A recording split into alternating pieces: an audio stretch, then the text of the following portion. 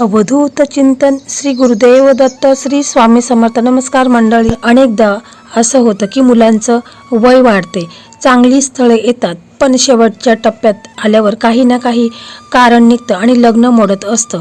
नेहमी अडथळे येत असतात. ज्योतिषशास्त्रानुसार कुंडलीमध्ये शनिदोष, गुरुदोष किंवा ग्रहांची स्थिती कमकुवत असल्याने लग्नासाठी विलंब होतो. मात्र तुम्हाला अत्यंत साधी सोपी सेवा मी तुम्हाला सांगणार आहे. फक्त आपल्याला 21 दिवस ही सेवा करायची आहे. नित्य नेमाने करायचे, खंड पडून द्यायचं नाही. पूर्ण श्रद्धा आणि विश्वास असेल तरच या सेवेला सुरुवात तुम्हाला करायची आहे. तर श्री गुरुचरित्रे ग्रंथामधील कोणता अध्याय आहे, तर त्याची आपल्याला सेवा करायची आहे, कशा प्रकारे आपल्याला ही सेवा करायची आहे आणि किती दिवस आपल्याला ही सेवा करायची आहे, ही संपूर्ण माहिती मी तुम्हाला देणार आहे.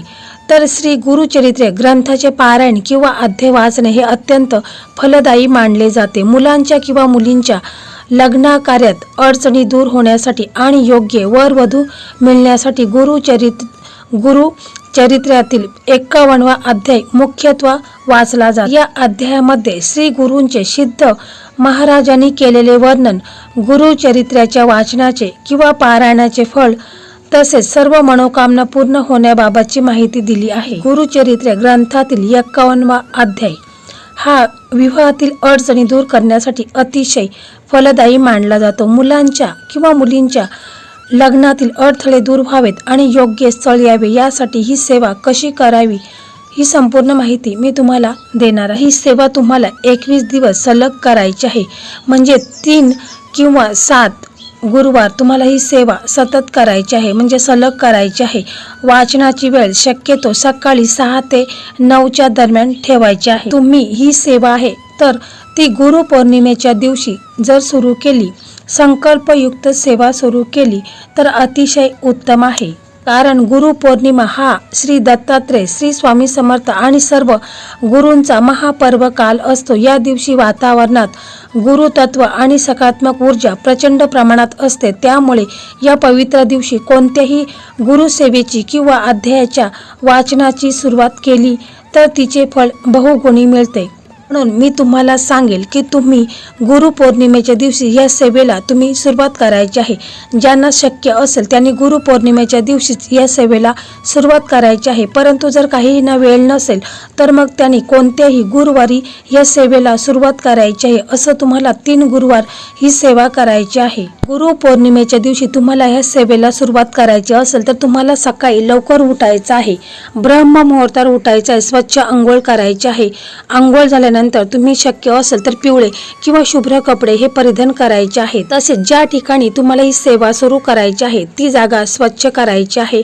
तिथे तुम्हाला एक रांगोळी काढायची आहे आणि त्याच्यावरती तुम्हाला एक चौरंग किंवा पाट ठेवायचा आहे. त्याच्यावरती पिवळे वस्त्र तुम्हाला ठेवायचे आहेत. पाटावरती तुम्हाला श्री दत्तात्रयांची, श्री स्वामी समर्थांची प्रतिमा किंवा मूर्ती ठेवायची आहे. मूर्ती वगैरे नसेल तर फोटो ठेवला तरी देखील चालेल. समोर एक तांब्यात म्हणजे एक कळश भरून पाणी घ्यायचं आहे.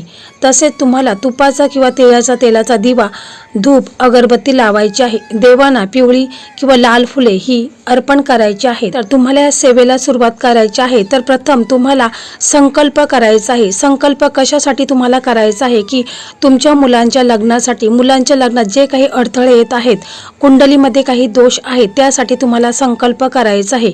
प्रथम तुम्हाला उजव्या हातामध्ये एक पळी पाणी घ्यायचं आहे. त्याच्यामध्ये हळद, कुंकू, अक्षता, पिवळे फूल असेल तर ते ठेवायचं आहे. आणि मग तुम्हाला मुलाचं किंवा मुलीचं तुम्हाला नाव घ्यायचं आहे.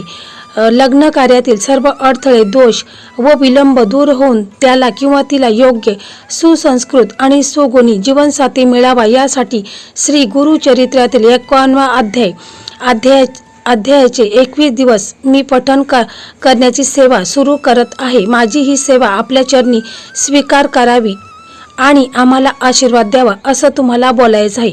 आणि जे आपण उजव्या हातामध्ये पाणी घेतलेलं आहे तर ते तुम्हाला जमिनीवरती सोडायचं आहे. आपला संकल्प हा पूर्ण होत असतो. तुम्हाला श्री स्वामी समर्थ महाराजांना, श्री गुरुदेव दत्तांना प्रार्थना करायची आहे की हे स्वामी महाराज, हे श्री गुरुदेव दत्ता, माझ्याकडनं ही सेवा पूर्ण करून घ्या तुम्हाला बोलायचं आहे. त्याच्यानंतर तुम्हाला गुरुचरित्र ग्रंथामधील 51वा अध्याय तुम्हाला पठण करायचा आहे आणि मग त्याच्यानंतर वाचन पूर्ण झाल्यावर तुम्हाला एक माळ दिगंबरा दिगंबरा श्रीपाद वल्लभ दिगंबरा दिगंबरा दिगंबरा श्रीपाद वल्लभ दिगंबरा किंवा श्री स्वामी समर्थ या मंत्राचा तुम्हाला जप करायचा आहे एक माळ. त्यानंतर तुम्हाला नैवेद्य दाखवायचा आहे. देवाला गुळ खोबरे साखर किंवा फळांचा नैवेद्य तुम्ही दाखवू शकता. केळी देखील तुम्ही ठेवू शकता. नंतर ज्या तांब्यामध्ये आपण पाणी ठेवलेलं आहे तर त्या तांब्यातील ठेवलेले पाणी घरातील सर्वांना, विशेषतः ज्या मुलींच्या लग्नासाठी ही सेवा केली आहे त्यांना किंवा तिने तीर्थ म्हणून प्राशन करायचे आहे. 21वा दिवस उद्यापन सांगता.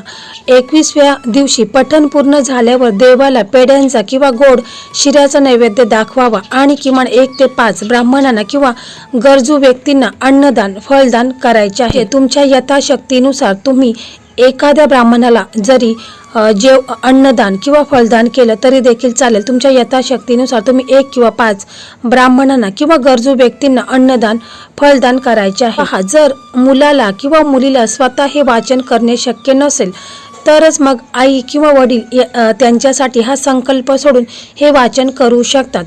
तसेच घरातील कोणत्याही सदस्याने मुलांच्या लग्नासाठी हे वाचन करायचे आहे. म्हणजे मुलाचा भाऊ देखील करू शकतो, मुलाची बहीण देखील करू शकते, मुलाचे आई वडील हे देखील करू शकतात. ही सेवा संकल्प सोडून हे वाचन करू शकतात. सेवा करताना मनात पूर्ण श्रद्धा आणि विश्वास ठेवावा. गुरु पौर्णिमेच्या दिवसापासून ही सेवा तुम्ही सुरू करून ही सेवा पुढे सलग 21 दिवस रोज सकाळी वेळेवर पूर्ण करायची आहे. गुरु पौर्णिमेच्या शुभ मुहूर्तावर सुरू केलेल्या या सेवेमुळे श्री गुरूंचा आशीर्वाद मिळून लग्नातील सर्व अडथळे, दोष, कुंडलीमध्ये काही दोष असेल ते देखील लवकरच दूर होण्यास मदत होईल. तसेच श्री गुरु चरित्र ग्रंथाचे वाचन किंवा त्यातील अध्यायाची सेवा करताना काही नियम आहेत, काही पथ्ये पाळणे ते देखील अत्यंत आवश्यक आहेत. त्यामुळे या सेवेचे फळ पूर्णत्वाने मिळते आणि मनात सकारात्मक ऊर्जा राहते. पहा, सेवा दररोज एकाच वेळेस शक्यतो सकाळी 6 ते 9च्या दरम्यान करावी. दिशा व आसन. वाचनास बसताना तोंड पूर्व किंवा उत्तर दिशेला असावे. वाचनासाठी नेहमी एकच आसन, उदाहरणार्थ लोकरीचे किंवा सुती कपडा वापरावे. थेट जमिनीवर बसू नये. तसेच ही सेवा करत असताना सात्विक आहार. तुम्हाला 21 दिवसाच्या सेवा कालावधीत पूर्णपणे शाकाहारी आणि सात्विक भोजन करावे. लसूण कांद्याचे प्रमाण कमी ठेवावे किंवा वर्ज्य करावे. काळात मद्यपान, तंबाखू किंवा इतर कोणत्याही व्यसनापासून पूर्णपणे दूर राहावे. शरीर आणि मन दोन्ही स्वच्छ ठेवावे. सेवा काळात ब्रह्मचर्याचे पालन करावे. सेवा काळात कोणावरही रागवू नये. कोणाशीही भांडण किंवा वाद घालू नये. कोणाचीही निंदा, चहाडी किंवा असत्य बोलणे टाळावे. मनात गुरूंचे, स्वामींचे स्मरण सतत ठेवावे. तसेच अध्यायाचे वाचन करताना गडबड न करता हळूवार, स्पष्ट आणि अर्थ समजून वाचन करावे. वाचन सुरू असताना मध्येच उठू नये किंवा कोणाशी बोलू नये. रोज पूजेच्या वेळी ठेवलेल्या तांब्यातील कलश वाचनानंतर तीर्थ म्हणून मुलाला, मुलीला प्राशन करायला द्यावे. तसेच घरातील सर्व सदस्यांनी देखील प्राशन करावे. 21 दिवसाच्या काळात घरात सुतक किंवा स्त्रियांची मासिक धर्माची अडचण आली तर ती दिवसाची गणना थांबून अडचण संपल्यानंतर पुढे उरलेले दिवस पूर्ण करावेत.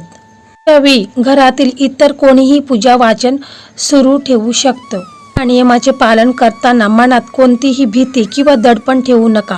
श्री गुरु हे केवळ भाव आणि भक्ती बघतात.